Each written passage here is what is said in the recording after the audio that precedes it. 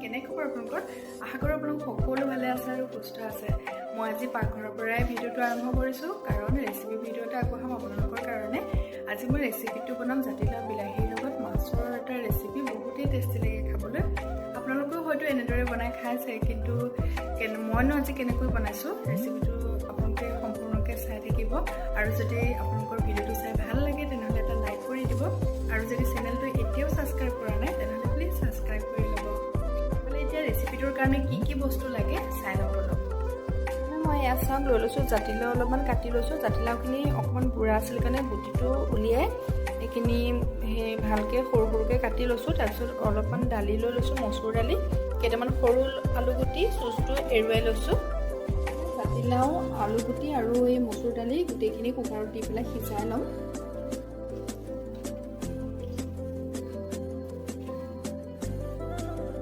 ইয়াতে অলপমান পানী দি দিছোঁ আৰু এটা হুইচেলহে আহিবলৈ দিম বেছি সিজাব নালাগে আৰু এয়া আনফালে মাছখিনি মই নিমখ হালধি সানি লওঁ নিমখ হালধি দি দিছোঁ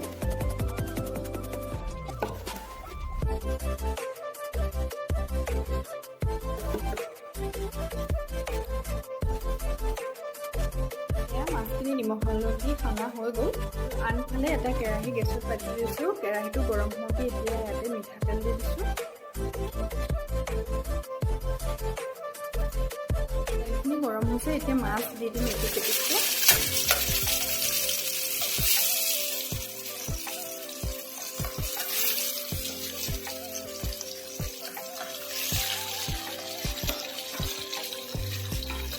মাছকেইপিচ দিয়াৰ পিছতে এনেদৰে এখন ঢাকনি দি পেলাই ঢাকি দিব নহ'লে বৰ ফুটে কচ মাছ ঢাকি দিছোঁ অলপ সময়ৰ পিছত লুটিয়াই দিম অলপ সময়ৰ পিছত এই ঢাকনিখন উদঙাই দিছোঁ তাৰপিছত মাছকেইপিচ লৰাই দিম সেইটো কেইখনমান ফুটিছে এটা ঠাই ৰঙচুৱা হৈছে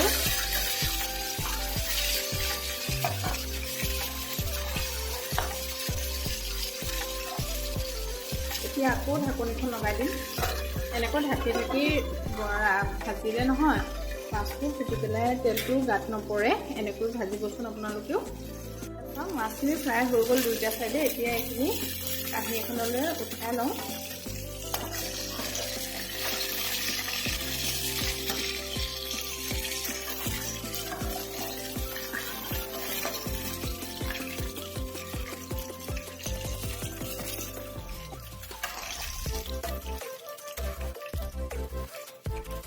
আৰু এতিয়া বাকী থকা মাছকেইপিচো ভাজি ল'ম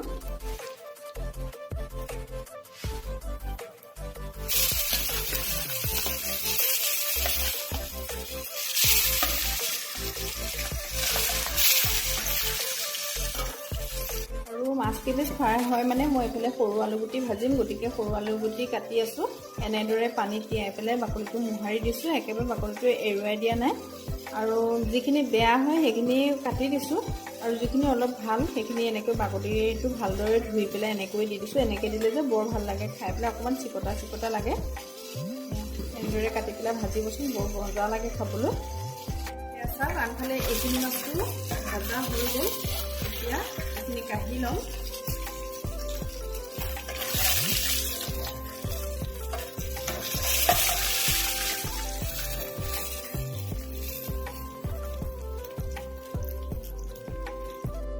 তেল সৰহ হৈ থাকিলে অকণমান কমাই ল'ব এয়া মোৰ তেল সৰহ হৈ আছে গতিকে অলপমান মই এটা বাতিলে এনেদৰে কাঢ়ি লৈছোঁ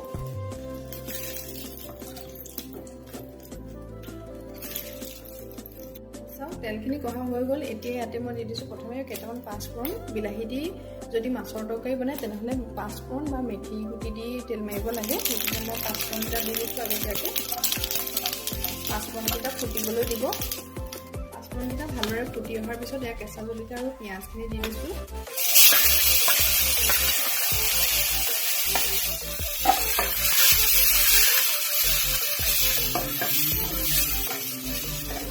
পিঁয়াজখিনি অকণমান ৰঙচুৱা হোৱালৈকে ভাজিব লাগে তাৰপিছত ইয়াতে দি দিছোঁ এচামুচ হালধি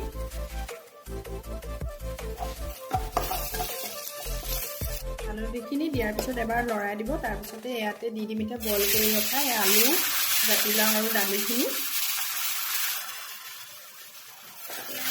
অকণমান দিয়াৰ পিছত এবাৰ লৰাই দিব এনেকৈ নহ'লে গালৈ চিটিকি আহিব পাৰে পিছত এতিয়া গোটেইখিনি দি দিম।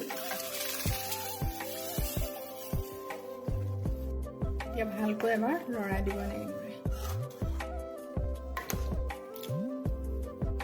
আনফালে মই সৰু কেৰাহী এটা পাতি লৈছোঁ আৰু বিলাহীখিনি অকণ ভাজি ল'ম।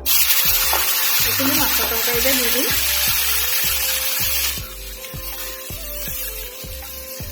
এতিয়া অকণমান নিমখ দিছোঁ আৰু অকণমান হালধি দি দিছোঁ। এনেকৈ যদি বেলেগকৈ বিলাহীখিনি ভাজি পেলাই দিয়া যায় তেতিয়া বিলাহীখিনি ধুনীয়াকৈ গলি যায় আৰু তৰকাৰীখনৰ টেষ্টটো ধুনীয়া লাগে খাবলৈ। এইখিনি ভালকৈ গলিবলৈ দিব। 2 মিনিটমান সময় এনেদৰে ভজাৰ পিছতে কি ধুনীয়াকৈ তেলত বিলাহীখিনি গলি গ'ল। এতিয়া এইখিনি গেছটো অফ কৰি দিছোঁ আৰু মাছৰ তৰকাৰীখিনিত এইখিনি দি দিম।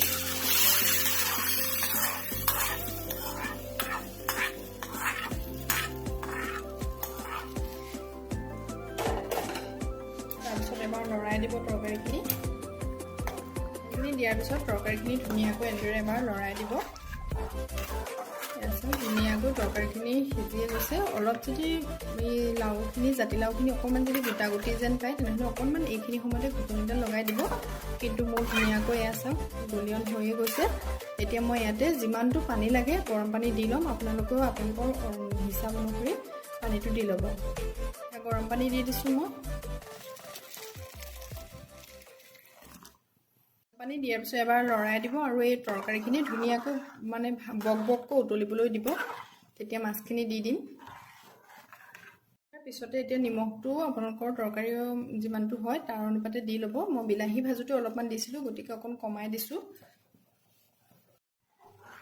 আপোনালোকে আপোনালোকৰ সোৱাদ অনুসৰি নিমখটো দি ল'ব।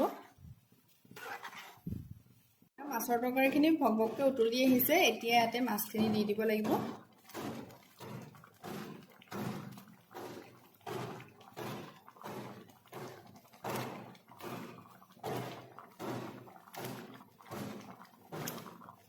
মাছখিনি দিয়াৰ পিছত একদম সাৱধানেৰে তৰকাৰীখন এবাৰ লৰাই দিব আৰু মাছখিনি দিয়াৰ পিছত নহয় তৰকাৰীখন প্ৰায় 5 মিনিটমান সময় উতলিবলৈ দিব। তেতিয়াহে তৰকাৰীখন খাবলৈ সোৱাদ হ'ব। মাছৰ তৰকাৰীখিনি উতলি থাকে মানে মই গেছতে এটা সৰু কেৰাহী পাতি দিছোঁ আৰু গেছটো জ্বলাই দিছোঁ। ইয়াতে মই আলু ভাজিখিনি বনাই লওঁ বুলি ভাবিছোঁ। মাছৰ তৰকাৰীখিনি মাছ দিয়াৰ পিছত যে উতলিব তেতিয়া ঢাকি পেলাই উতলাব লাগে।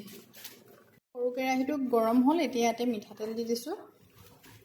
তেলখিনি গৰম হ'ল। সৰু আলু দিবৰ কাৰণে মই কেইটামান বাদাম লৈছোঁ। বাদামকেইটা প্ৰথমতে অকণ ফ্ৰাই কৰি ল'ম।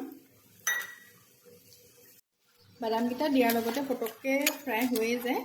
লগত লগত উঠাই দিব। গেছৰ ফ্লেমটো কমাই ৰাখিব বাদামকেইটা ফ্ৰাই কৰোঁতে, নহ'লে ক'লা হৈ যাব বাদামকেইটা। এয়া চাওক বাদামকেইটা হৈ গ'ল। এতিয়া তেলতে প্ৰথমতে দিম কেইটামান জিৰাকেইটা ফুটি অহাৰ পিছতে কেইটামান নৰসিংহৰ পাত দি দিছোঁ। নৰসিংহ পাতকেইটা দিয়াৰ পিছতে এতিয়া পিঁয়াজ আৰু কেঁচা জলকীয়াকেইটা দি দিছোঁ।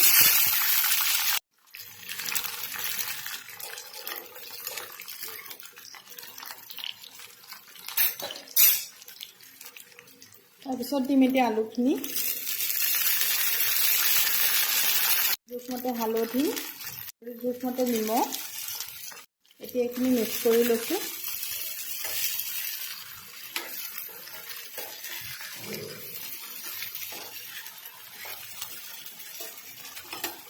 কেৰাহীটো সৰু হ'ল, গতিকে হেতাখনেৰে লৰাবলৈ অকণ অসুবিধা হৈছে। গতিকে এখন কাটা চামুচ লৈছোঁ। কাটা চামুচখনে দিয়ে লৰাই দিছোঁ।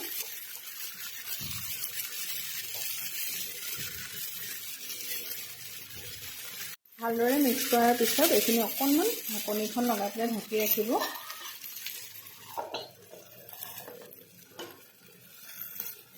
আৰু আনফালে মাছৰ তৰকাৰীখিনি এবাৰ চেক কৰি চাওঁ।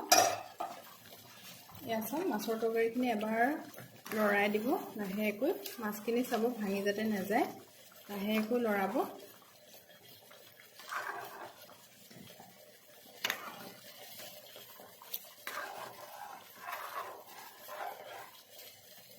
আৰু এইখিনি সময়তে নিমখটো চেক কৰি চাব। যদি নিমখটো ঠিকমতে হয় তেনেহ'লে গেছৰ ফ্লেমটো অফ কৰি দিব। আৰু মই নিমখটো অকণ চেক কৰি চাইছোঁ, নিমখটো ঠিকেই হৈছে। এতিয়া মই গেছৰ ফ্লেমটো অফ কৰি দিছোঁ।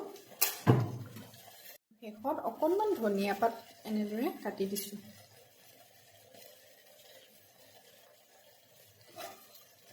এতিয়া এইখিনি প্ৰায় 10 মিনিটমান সময় ৰেষ্ট কৰিব দিব। আৰু আনফালে আলু ভাজিখিনিও এবাৰ চেক কৰি চাওঁ আহক। এয়া আলু ভাজিখিনি এনেদৰে এবাৰ লৰাই দিছোঁ। আকৌ এনেকৈ দুবাৰমান ঢাকোন মাৰি মাৰি ভজাৰ পিছতে আলুখিনি সিজি গ'লে আৰু আলু ভাজিখিনি হৈয়ে যাব।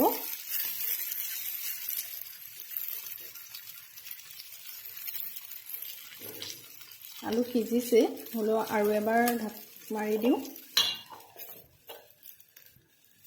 এয়া আমাৰ আলু ভাজি ৰেডি। এতিয়া ইয়াতে এই ভাজি ৰখা বাদামকেইটা দি দিম।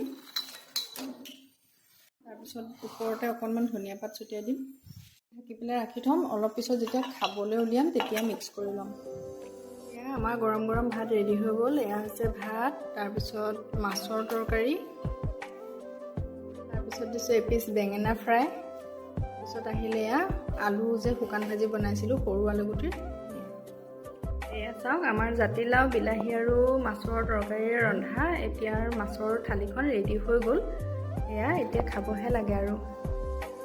খাই বৈ আজৰি হৈ আহিলোঁ, বাচন বৰ্তন ধুই গৈ ৰেচিপিটোৰ কথা কওঁ। সঁচাকৈ কিন্তু তৰকাৰীখন খাবলৈ বহুতেই ভাল লাগিছিলে, বহুত টেষ্টি হৈছে। আমাৰ ল'ৰা ছোৱালীকেইটাও ধুনীয়াকৈ খালে। আপোনালোকেও যদি এনেদৰে বনোৱা নাই তেনেহ'লে এবাৰ বনাবচোন আৰু পৰিয়ালৰ লগত তেনেকৈ বনাই পেলাই খাব। আপোনাৰ ল'ৰা ছোৱালীয়েও ধুনীয়াকৈ ভাতকেইটা খাব। লগতে আপুনি যদি মোৰ ভিডিঅ'টো চাই ভাল পাইছে নহয় তেনেহ'লে এটা লাইক কৰি দিব, আৰু চেনেলটো যদি আপুনি এতিয়াও ছাবস্ক্ৰাইব কৰা নাই তেনেহ'লে প্লিজ ছাবস্ক্ৰাইব কৰি ল'ব। তেনেহ'লে ভিডিঅ'টো সামৰি দিওঁ এতিয়া। আকৌ লগ পাম এটা নতুন ভিডিঅ'ৰ সৈতে। ভিডিঅ'টো সম্পূৰ্ণকৈ চোৱাৰ বাবে আপোনালোক সকলোকে বহুত বহুত ধন্যবাদ।